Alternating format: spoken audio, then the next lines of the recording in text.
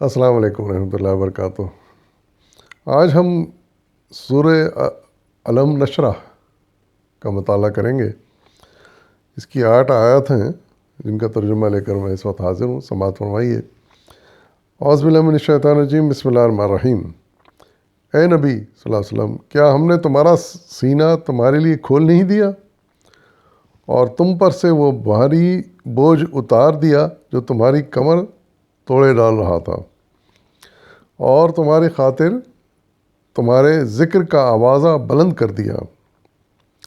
بس حقیقت یہ ہے کہ تنگی کے ساتھ فراخی بھی ہے، بے شک تنگی کے ساتھ فراخی بھی ہے، لہٰذا جب تم فارغ ہو تو عبادت کی مشقت میں لگ جاؤ اور اپنے رب ہی کی طرف راغب ہو جاؤ۔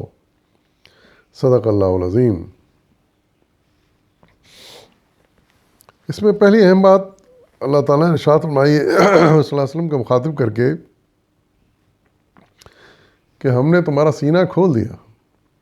اب سینہ کھولنے سے مراد کیا ہے، اس کی تفسیر مولانا اپنے حاشیہ نمبر 1 میں اس طرح کر رہے ہیں۔ آپ لکھتے ہیں، مولانا سید عبدالمجید رحمۃ اللہ علیہ، آپ لکھتے ہیں کہ سینہ کھولنے کا لفظ قرآن مجید میں جن مواقع پر آیا ہے ان پر نگاہ ڈالنے سے معلوم ہوتا ہے کہ اس کے 2 معنی ہیں۔ نمبر 1 سورہ انعام آیت نمبر 125 میں فرمایا گیا، ترجمہ ہے، پس جس شخص کو اللہ تعالیٰ ہدایت بخشنے کا ارادہ فرماتا ہے اس کا سینہ اسلام کے لیے کھول دیتا ہے۔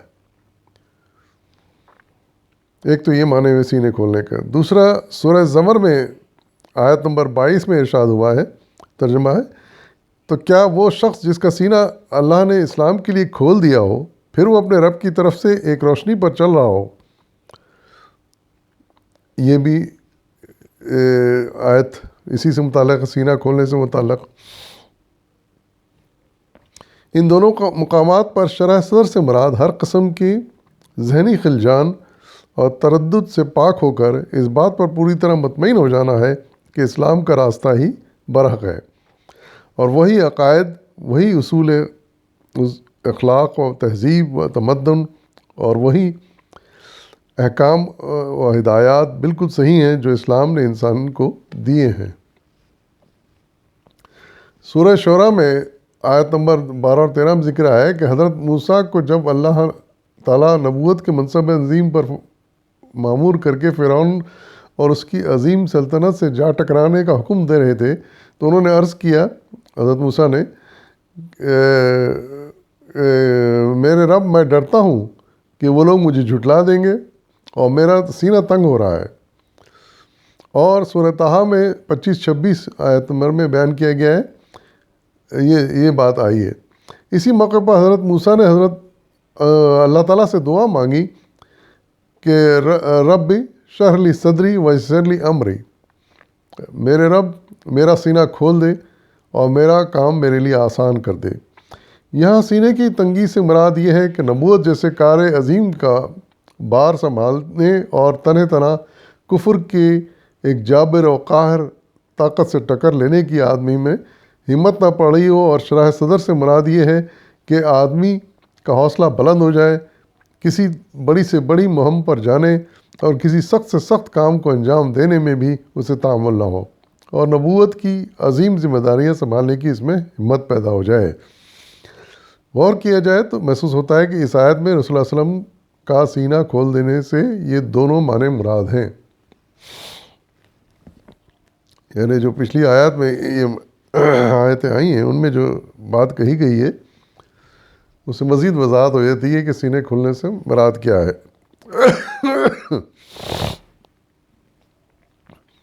پھر دوسری بات جو فرمائی گئی ہے، اور تم پر سے وہ بھاری بوجھ اتار دیا جو تمہاری کمر توڑے ڈال رہا تھا۔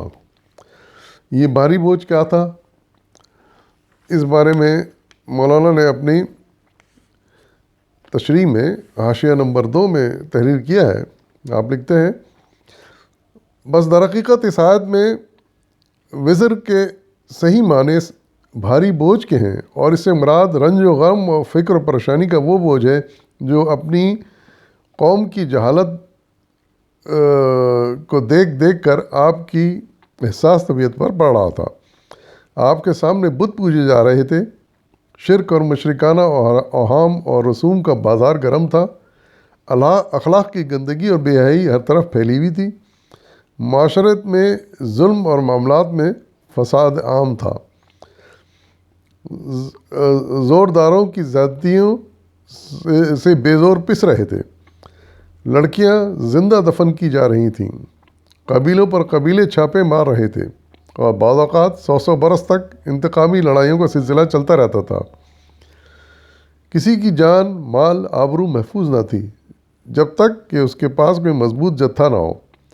یہ حالت دیکھ کر آپ کرتے تھے، مگر اس بگاڑ کو دور کرنے کی کوئی صورت آپ کو نظر نہ آتی تھی۔ یہی فکر آپ کی کمر توڑے ڈال رہی تھی۔ جو آیت میں کہا گیا نا کہ ہم اس بوجھ کو ہٹا دیں گے جو تمہاری کمر توڑ رہی ہے، تو اس بارے میں ہی آپ لکھتے ہیں یہاں پر کہ جس کا بار گراں اللہ تعالیٰ نے ہدایت کا راستہ دکھا کر آپ کے اوپر سے اتار دیا، اور نبوت کے منصب پر سرفراز ہوتے ہی آپ کو معلوم ہو گیا کہ توحید اور آخرت اور رسالت پر ایمان ہی وہ شاہ کلید ہے جس سے انسانی زندگی کے ہر بگاڑ کا قفل کھولا جا سکتا ہے اور زندگی کے ہر پہلو میں اصلاح کا راستہ صاف کیا جا سکتا ہے۔ اللہ تعالیٰ کی اس رہنمائی نے آپ کے ذہن کا سارا بوجھ ہلکا کر دیا، اور آپ پوری طرح مطمئن ہو گئے کہ اس ذریعے سے آپ نہ صرف عرب بلکہ پوری نوع انسانی کو ان خرابیوں سے نکال سکتے ہیں جن میں اس وقت عرب سے باہر کی بھی ساری دنیا مبتلا تھی۔ تو یہ وہ بوجھ تھا، یعنی اسلام معاشرے کے اصلاح کا بوجھ، یعنی اور اس خرابی کا بوجھ جو نظر آ رہی تھی صلی اللہ علیہ وسلم کو، جس کی اصلاح کی آپ ہر وقت فکر میں لگے رہتے تھے۔ لیکن جب نبوت آپ کو مل گئی، یعنی ایک طرح سے اتھارٹی آپ کو مل گئی، اللہ تعالیٰ کی سپورٹ مل گئی، تو پھر یہ بوجھ آپ کے لیے ویسا سخت نہ رہا جو پہلے تھا۔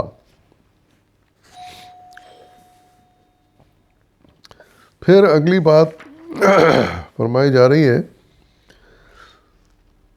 کہ اور تمہاری خاطر ذکر کا آوازہ بلند کر دیا، یعنی آپ کا ذکر اور آپ کا شہرہ اور آپ کی مقبولیت ہر طرف پھیل گئی۔ اس کی وضاحت میں مولانا نے تشریح لکھی ہے، بڑی اچھی تشریح آپ نے لکھی ہے، تعریف فرمائی ہے۔ آپ لکھتے ہیں حاشیہ نمبر 3 کے تحت کہ 10 سال کے اندر حضور کا رفع ذکر اس طرح ہوا کہ وہی ملک جس میں آپ کو بدنام کرنے کے لیے مخالفین نے اپنا سارا زور لگا دیا تھا، اس کا گوشہ گوشہ اشہد ان لا الہ الا اللہ و اشہد ان محمد رسول اللہ کی صدا سے گونج اٹھا۔ پھر تیسرے مرحلے کا افتتاح خلافت راشدہ کے دور سے ہوا، جب آپ کا نام مبارک تمام روئے زمین میں بلند ہونا شروع ہو گیا۔ یہ سلسلہ آج تک بڑھتا ہی جا رہا ہے اور انشاءاللہ قیامت تک بڑھتا چلا جائے گا۔ دنیا میں کوئی ایسی جگہ نہیں ہے جہاں مسلمانوں کی کوئی بستی موجود ہو اور دن میں 5 مرتبہ اذان میں بآواز بلند محمد صلی اللہ علیہ وسلم کی رسالت کا اعلان نہ ہو رہا ہو، نمازوں میں حضور پر درود نہ بھیجا جا رہا ہو، جمعے کے خطبوں میں آپ کا ذکر خیر نہ کیا جا رہا ہو، اور سال کے 12 مہینوں میں کوئی دن اور دن کے 24 گھنٹوں میں کوئی وقت ایسا نہیں ہے جب روئے زمین میں کسی نہ کسی جگہ حضور کا ذکر مبارک نہ ہو رہا ہو۔ یہ قرآن کی صداقت کا ایک کھلا ثبوت ہے۔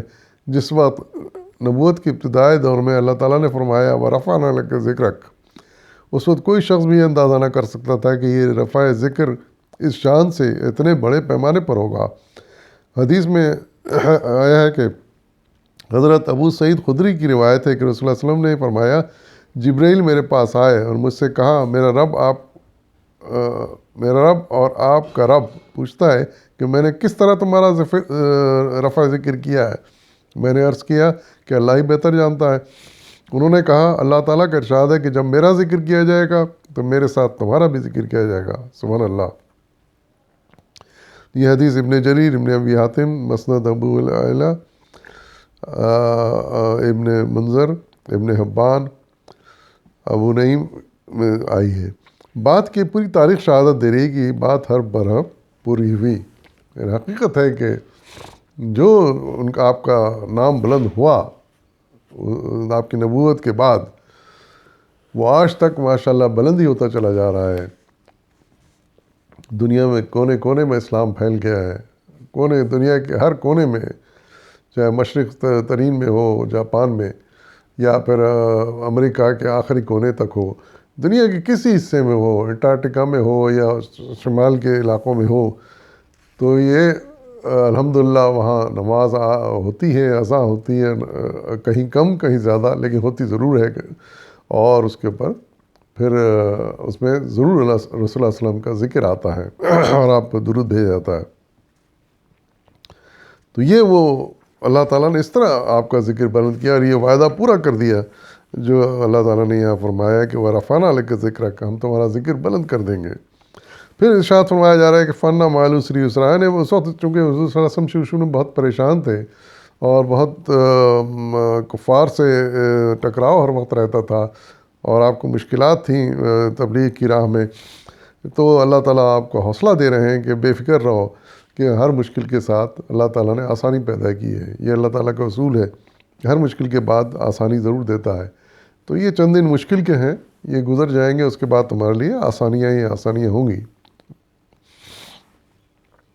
اور پھر ایک ہدایت ارشاد فرمائی ہے فَإِذَا فَرَغْتَ فَانْصَبْ وَإِلَىٰ رَبِّكَ فَارْغَب، کہ تم جب بھی، یعنی اب چونکہ تمہارے پر سے بوجھ اتر گیا ہے، ماشاءاللہ تمہاری اسلام پھیل چکا ہے پورے عرب میں تقریباً، تو اب یہ ہے کہ جب بھی تم کو پھر بھی مصروفیتیں تو بہرحال تمہاری ہیں، تبلیغ کا کام ہے، لوگ ملنے کے لیے آتے ہیں، اسلام کو سمجھنا چاہتے ہیں اور تم ان کو سمجھاتے ہو، اس طرح مصروف تمہارا دن گزرتا ہے. لیکن پھر بھی جب بھی تم کو فرصت ملے تو تم ضرور اللہ تعالیٰ کی عبادت کی طرف راغب ہو جاؤ، یعنی فرائض تو بہرحال ادا کرنے وقت پر، اس کے علاوہ جب بھی فرصت ہو اللہ کی طرف راغب ہو جاؤ اور اس کو یاد کرو اور اس کی تسبیح کرو. یہ وہ باتیں ہیں جو اس سورہ میں کہی گئی ہیں. اور یہ حضور صلی اللہ علیہ وسلم کے درجات بلند کرنے کے بارے میں یہ بہترین سورہ ہے، جس میں سے ہمیں پتہ چلتا ہے کہ حضور صلی اللہ علیہ وسلم کے درجات کس طرح بلند ہوتے چلے گئے اور آج تک بلند ہوتے چلے جا رہے ہیں. آپ کا شہرہ، آپ کا نام اور قیامت تک اسی طرح بڑھتے رہیں گے. وآخر دعوانا الحمدللہ رب العالمین.